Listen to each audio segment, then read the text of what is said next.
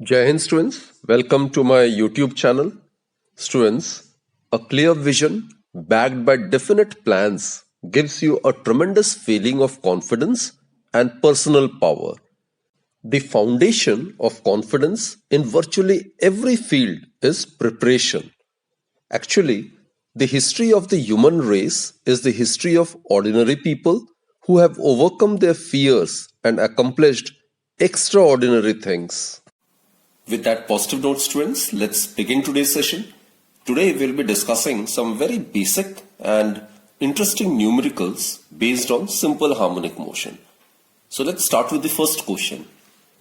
First question is, the time period of a body executing SHM is 2 seconds. After how much time will its displacement be half of its amplitude? Now students, one point to be noted is that displacement is always measured from the mean position and it is always directed away from the mean position.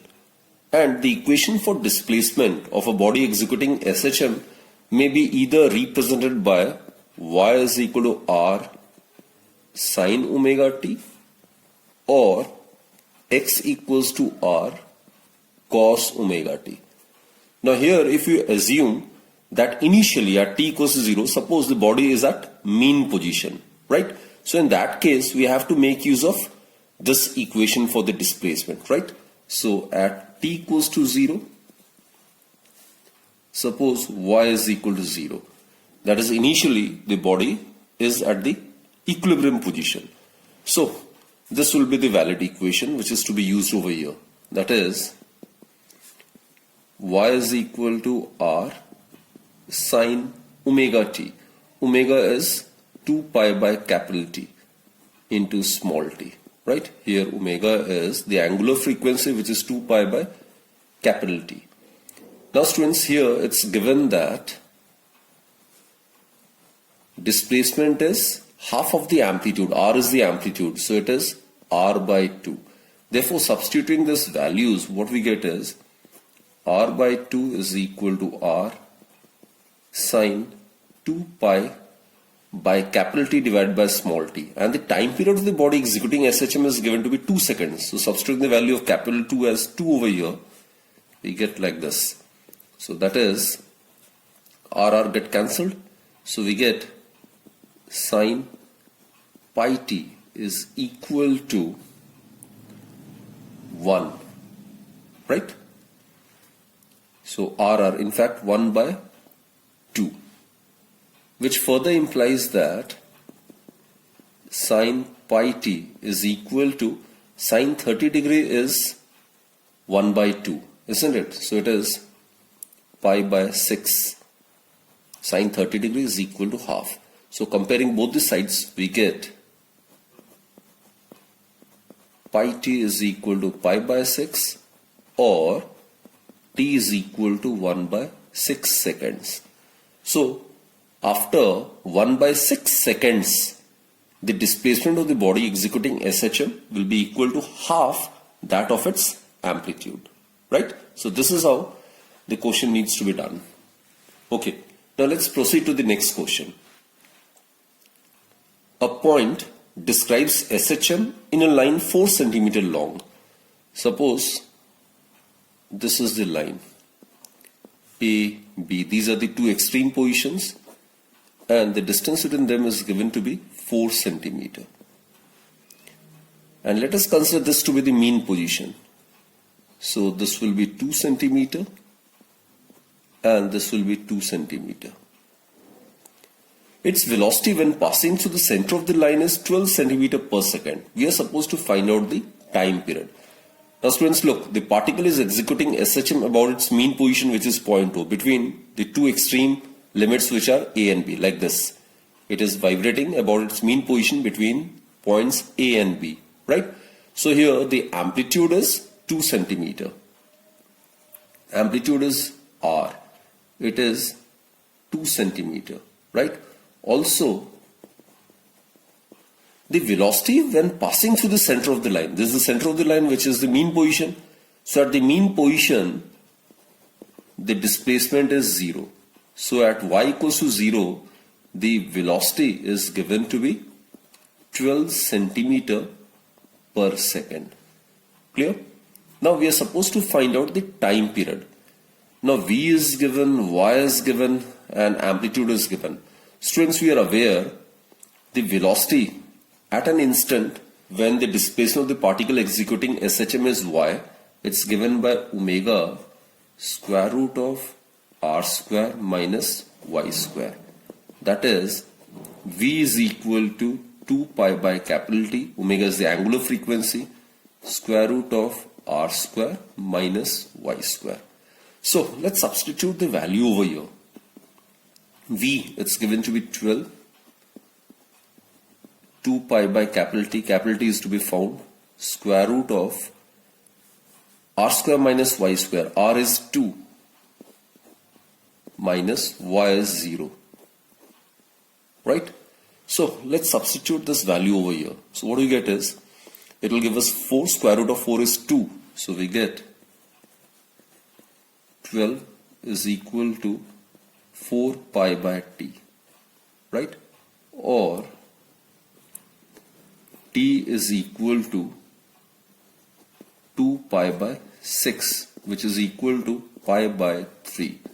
Now pi is 3.14 divided by 3, so that will approximately give us 1.047. This is the answer, students. This must be the time period of the particle under consideration. Okay, now the third question is, we are supposed to determine whether the function y is equal to sine square omega t represent a periodic or a simple harmonic motion. We are also supposed to find out the time period of this particular function. So students, let's attempt the first part. Now let's check whether this represent a periodic or a simple harmonic motion or not. Now for SHM, the mandatory condition is the acceleration of the particle executing SHM must be directly proportional to the displacement and it must be directed towards the mean position. And this is the displacement. So in order to find out the acceleration, we need to first differentiate it with respect to time. That will give us velocity. And then again differentiating velocity with respect to time, that will give us acceleration. So let's check whether it is satisfying that condition or not. So students, here displacement is given to be sine square omega t, which implies that velocity is the time rate change in the displacement. So that will give us d by dt of sine square omega t, right? Now students, differentiation of x to the power n with respect to x, it's nx to the power n minus 1. So using the same formula for differentiation, we get twice sine omega t into differentiation of sine omega t, which in turn will give us twice sine omega t, and differentiation of sine omega t is cos omega t. It is cos omega t multiplied by differentiation of omega t. Now differentiation omega t, omega being cancelled, omega being constant, can be taken outside, dt by dt would become 1. So what we get is omega and 2 sine omega t cos omega t, that is equal to sine 2 omega t, right? Sine 2 theta is 2 sine theta cos theta. So here we'll be left with sine 2 omega t. So this is the expression for the velocity. Now students, acceleration, it is given by the time rate change in the velocity. So that will give us d by dt of, let's substitute the velocity expression, that is omega sine omega t, sine 2 omega t, right? So omega can be taken outside. The differentiation of sine 2 omega t is cos 2 omega t into differentiation of twice omega t. 2 omega will come out, so we'll be left with twice omega square cos 2 omega t. Now this is the expression for acceleration. 2 omega square cos 2 omega t. Now students, here clearly acceleration is not proportional to the displacement y, isn't it? So therefore the function does not represent SHM. The function y equals to sine square omega t, y is equal to sine square omega t, do not represent SHM, because for SHM the acceleration needs to be directly proportional to the displacement. Here the acceleration is not directly proportional to displacement. Therefore this function do not represent SHM, right? Okay, now let us find out the time period of this periodic function. It is a periodic function but not representing SHM. Now let's find out its time period. Now students, y, here y is given to be sine square omega t.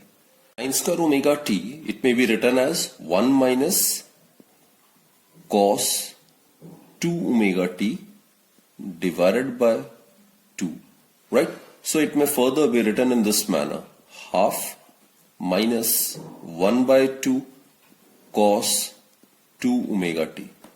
Now students, the angular frequency of this function is 2 omega. Now here the angular frequency of this periodic function is 2 omega, right? So which implies that the time period, it is 2 pi divided by angular frequency. Here angular frequency is 2 omega. So therefore the time period would be equal to pi by omega. So this must be the time period of this periodic function. Okay, let's proceed to the next question. In what time after its motion begins will a particle oscillating according to the equation y equals to 7 sine 0.5 pi t move from the mean position to the maximum displacement? Now students, here again the particle is assumed to be initially at the mean position. So this is the equation of displacement given, y is equal to 7 sine 0.5 pi t. So here we are supposed to find out the time in which the particle moves from the mean position to the maximum displacement. So basically here r, which is the amplitude, is given to be 7, and omega, it's given to be angular frequency, it's given to be 0.5 pi radian per second in SI, right? Now maximum displacement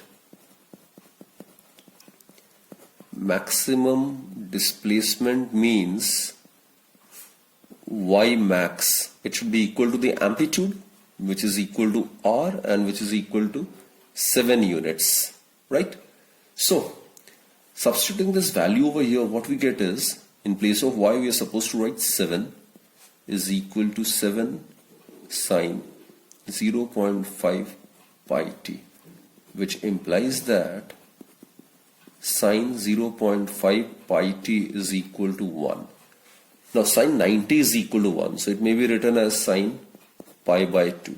So comparing, what we get is 0.5 pi t is equal to pi by 2, or t is equal to,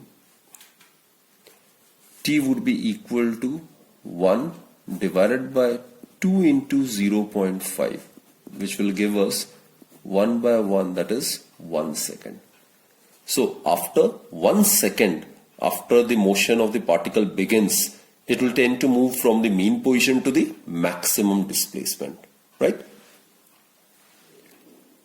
Okay, next question is very interesting one. Two SHMs are represented by these two equations. It is 0.1 sine 100 pi t plus pi by 3 and 0.1 cos 100 pi t. This is the equation for the displacement of the second particle executing SHM. We are supposed to find out the phase difference of velocity of particle 1 with respect to the particle, to the velocity of particle 2, right? Now, in order to obtain velocity, we will need to differentiate displacement with respect to time. Now, students, let's consider the first SHM, where the displacement is y1 is equal to 0.1 sine 100 pi t plus pi by 3, right? Now, in order to find out the velocity, what to do is we need to differentiate it. So, it will be dy1 divided by dt. 0.1. The differentiation of sine theta is cos theta, isn't it? So, here we get cos, this is the argument part, plus pi by 3 into differentiation of 100 pi t plus pi by 3. Clear? That is V1, it would be equal to 0.1 cos 100 pi t plus pi by 3. Here 100 pi is constant, right? So we'll be left with 100 pi. dt by dt is 1 and pi by 3 being constant, differentiation of constant is 0. That is V1 is equal to 100 pi multiplied by 0.1. That will give us 10 pi cos 100 pi t plus pi by 3. Put this as equation number 1. This is the phase of the velocity of particle 1. This argument part. This is the phase, right? This entire argument part. So let us consider this to be phi 1. Now let's consider the other SHM.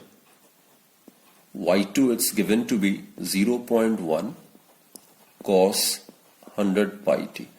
Now students, velocity, it will be given by the differential coefficient of displacement with respect to time. So that is 0.1 into differentiation of cos theta. Differentiation of cos theta is minus sine theta. So we get minus sine 100 pi t into differentiation of 100 pi t. So what we get is minus 0.1 sine 100 pi t multiplied by differentiation of 100 pi t with respect to time would be 100 pi. That is V2, it would be equal to minus 0.1 multiplied by 100 pi. That will give us minus 10 pi sine 100 pi t. Clear? Now students, in order to compare these two velocities, let's try to write this V2 in terms of the cosine function. It may be represented by 10 pi cos 100 pi t plus pi by 2. Now we are aware cosine in the second quadrant is negative. Cos 90 plus theta is equal to minus sine theta, isn't it? So this may be represented like this. So this argument part, this represent the phase of the velocity of the second particle, right? Now we are supposed to find out the phase difference of the velocity of the first particle with respect to the velocity of the second particle. So del phi is to be calculated and it is equal to phi 1. Phi 1 is this argument part, right? 100 pi t plus pi by 3 minus phi 2.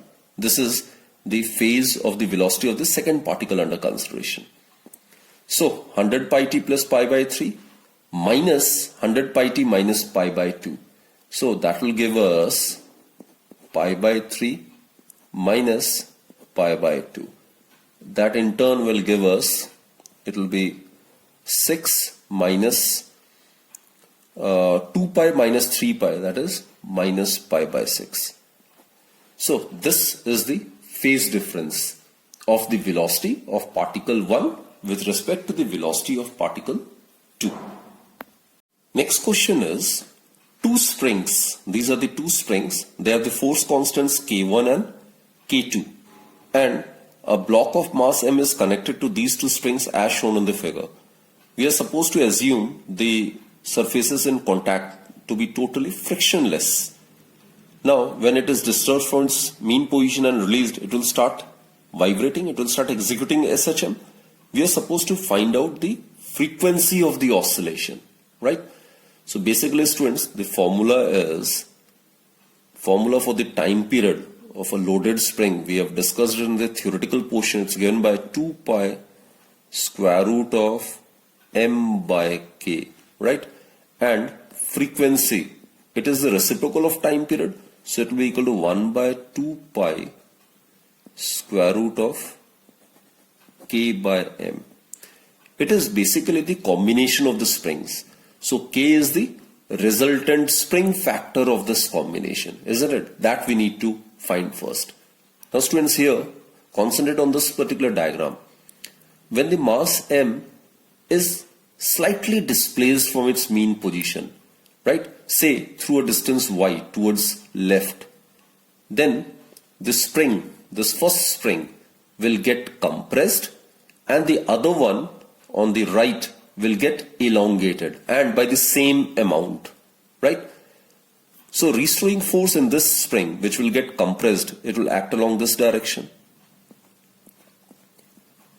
and this spring will get elongated along this direction. So here restoring force will again tend to make this spring, second spring, to its mean position. So as you can observe, the restoring force, they are acting in the same direction, that is towards right. Therefore, the net restoring force would be given by the sum of F1 and F2. So students, K1, K2 are the force constants of the springs given. So therefore, F1, it would be equal to minus K1y. Negative sign we are already aware. The restoring force is directed towards the mean position, while the displacement is directed away from the mean position. And for the second spring, F2, it would be equal to minus K2y. So since F1 and F2 are both in the same direction, therefore net restoring force, it would be given by the sum of F1 and F2, both being acting in the same direction. So it would be equal to minus K1y minus K2y. So it may be represented as minus K1 plus K2 into y. Now if this given arrangement of the two springs is equivalent to a spring of force constant K, then F is equal to minus Ky, right? So comparing these two, what we get is, we get K is equal to K1 plus K2. So actually, it is the case of parallel combination of the springs, where the restoring force acting on the two springs is different, but the extension or the elongation suffered by these two springs is same, isn't it? So here K is K1 plus K2.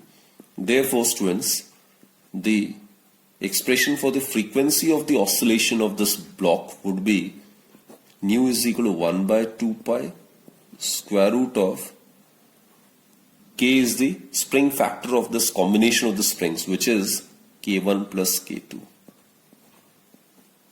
divided by M. So this is the result.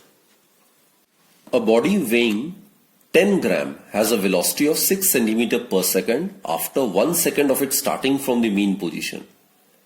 If the time period is 6 seconds, we are supposed to find out the kinetic energy, potential energy, and the total energy. So let us write down the given information. The mass of the body, it's given to be 10 gram. The time period, which is represented by capital letter T, it's given to be 6 seconds, right? Now therefore, students, the angular frequency, it's given by 2 pi by capital T. So it will be equal to 2 pi by 6. So that will give us pi by 3. It will be in radian per second. Clear?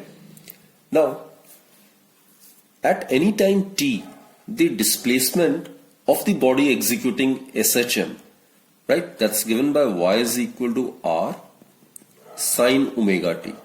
Now on differentiating this equation with respect to time, that will give us velocity. And velocity would be equal to omega r cos omega t. Differentiation of sin omega t is cos omega t multiplied by differentiation of omega t. That will give us omega r cos omega t. Right? So here it is given that when t is equal to 1 second, the velocity is given to be 6 centimeter per second. So we can substitute this value over here. So what we get is 6 is equal to, in place of omega, we can write pi by 3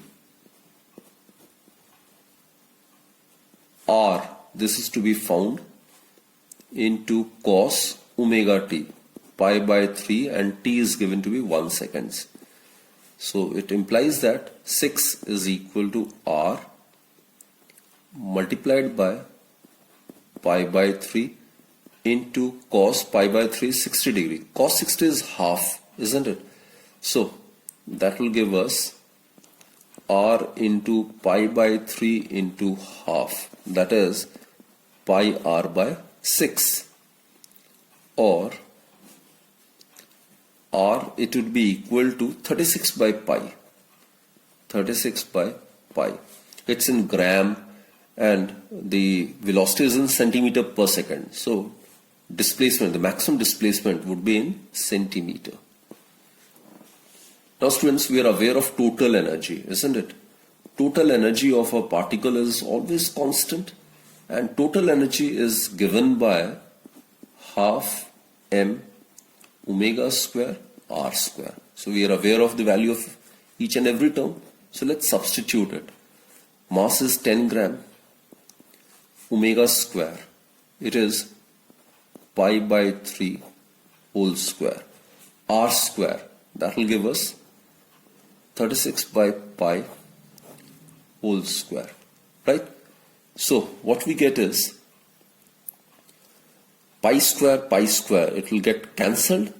So if you solve it, what we get is 5 multiplied by 1 by 3 square, that will give us 9. 5 by 9 multiplied by 36 square, right? So it will be 5 divided by 9 into 36 into 36. That is total energy. It's given by 9 4 36, so 5 4 20 multiplied by 36. 36 2 72, so 720 erg. It's in CGS. Mass is in gram, velocity is in centimeter per second, so energy would be in erg. 1 joule is 10 to the power 7 erg, or 1 erg is 10 to the power minus 7 joule, right? Now this is the total energy. Now let's find out kinetic energy. Kinetic energy, we are aware it's given by half mv square. So it is half multiplied by mass is 10 gram, velocity it's 6 centimeter per second. So 36 into 5, that will give us 180 erg. So we have found the value of kinetic energy and total energy. Now students, total energy is given by the sum of kinetic energy and potential energy, which implies that potential energy, it would be equal to total energy minus kinetic energy. So that will be equal to 720 minus 180. So that will give us 540 erg. So we have found the kinetic energy, the total energy, as well as the potential energy of this body executing SHM. Now this question is pretty important one. Two SHMs are represented by these two following equations. We are supposed to find out the ratio of their amplitudes and also their time periods, right? So what we do is, let's consider the first SHM. First SHM is y1 is equal to 10 sine pi by 4 12t plus 1, right? So what we get is 10, let's rearrange the term, sine, we will be left with 3 pi t plus pi by 4. Clear? So it is in the standard form of y is equal to r sine omega t plus phi. This entire term is the phase, and at t equals to 0 this phase becomes equal to phi, which is the initial phase. So here initial phase is pi by 4, and this is the amplitude. So here amplitude r1 is 10 units and omega 1. Compare these two, right? It will be equal to 3 pi. In SI it would be radian per second, and R1 in SI would be in meters, right? Okay, put this as equation number 1. And also, for instance, omega 1 is 3 pi. Therefore, we can easily calculate the time period.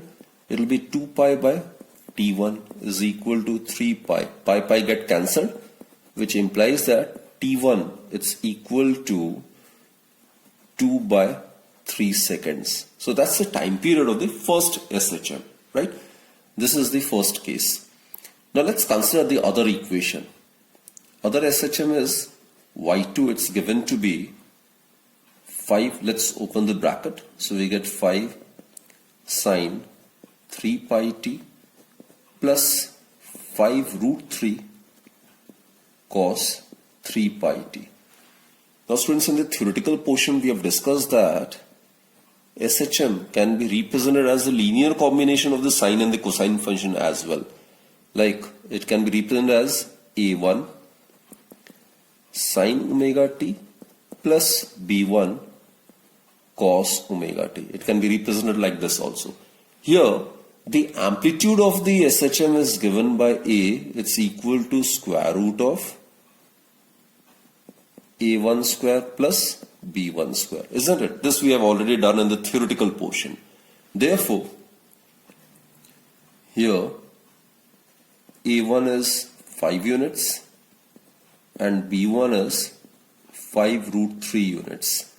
Therefore, the amplitude, that is R2 over here, it will be equal to square root of A1 square plus B1 square.